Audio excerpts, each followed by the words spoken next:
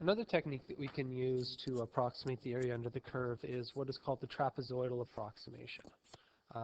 And as that kind of implies, rather than taking the area under the curve and dividing it into rectangles, we are instead going to divide it into a different shape, trapezoids. So we'll still work with our same example here. Our function is f at x equals x squared. We'll still be doing sort of the same region here, so we'll start with x naught down here, x1, x2, x3, and x4. So we're trying to find estimate the area under the curve from x naught to x4. But now when we draw our shapes, we are going to draw a vertical at each one of these, and then we're just going to draw a line that sort of goes along the curve from where each of our vertical lines here meets the function. So by doing this, what we get is we don't get any of those big areas sort of under our curve, but that aren't counted by our approximation, or areas that are above the curve that we shouldn't be, but inside our rectangles that we shouldn't be incorporating into our estimate. So this should give us a more accurate estimate of the area under the curve than what we were doing with our left endpoint or our right endpoint rectangles. So how do we do this? Well, I've drawn our 4 little regions here, and to figure out how we're going to come up with our function here, let's just sort of zoom in on one of these little areas. So we have a vertical line,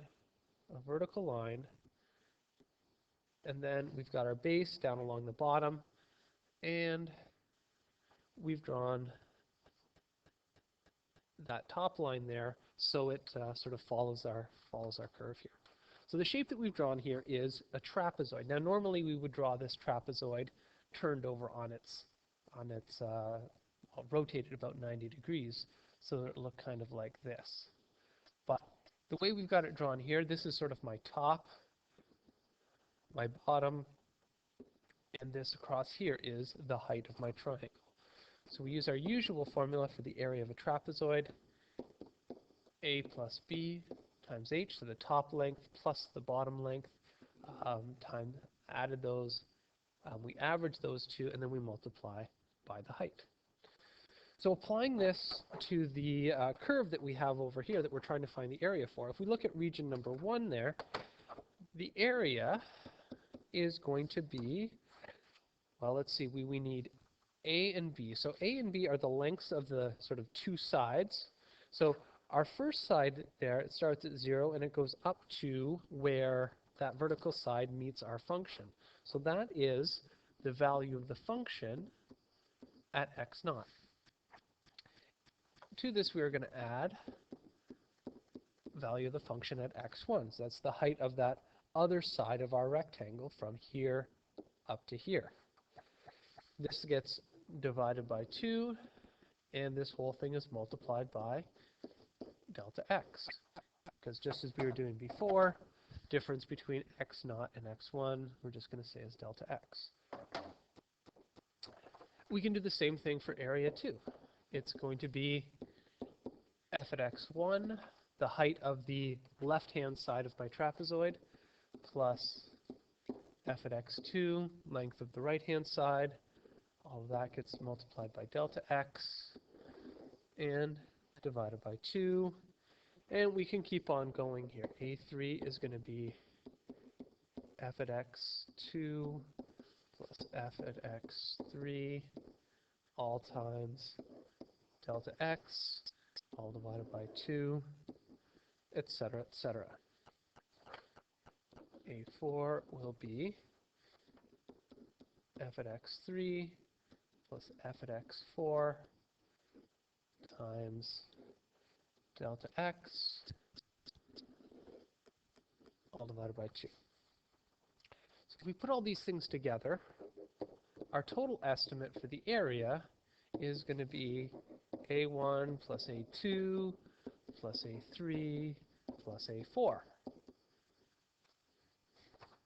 Now, how can we simplify our expression here? Well, first thing we notice is that we've got some things that are common to each one of these. We've got a 2 and we've got a delta x in each one of these things. So we can start by factoring that out of all of these expressions. So this is going to be delta x divided by 2 multiplied by, and then these other terms that appear in the numerator. So that's going to be f at x0 plus f at x1, that's from our a1 term, plus f at x1 plus f at x2. This is from our a2 term. So this is a1, this is from a2, plus f at x2 plus f at x3.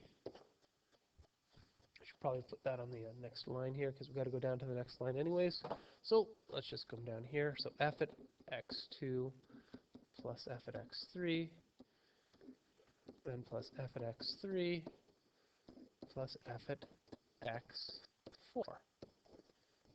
Okay. This, of course, being from my a3 term, this being from my a4 term. Now we can notice that a bunch of these terms are actually the same. F at x1 appears twice. F at x2 appears twice. F at x3 appears twice. The only ones that don't appear twice are the first term and the last term. So we can simplify this. Delta x over 2. This is going to be my first term, f at x0, plus 2 times my second term, f at x1, 2 times my next term, f at x2, 2 times f at x3, and then we only need 1, f at x4.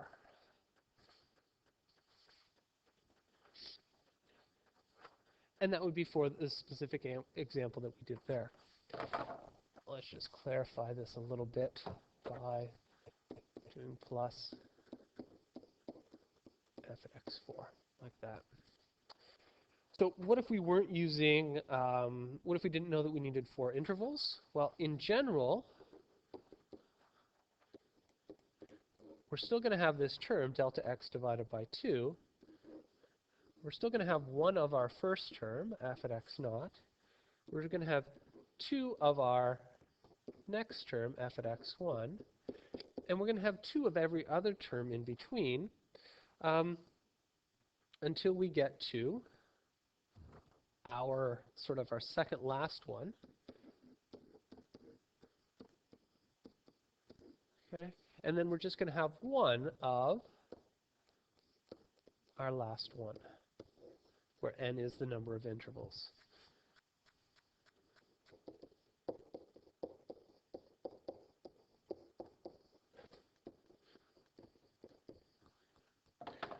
So this is sort of the general form of the trapezoidal approximation that you might want to remember here.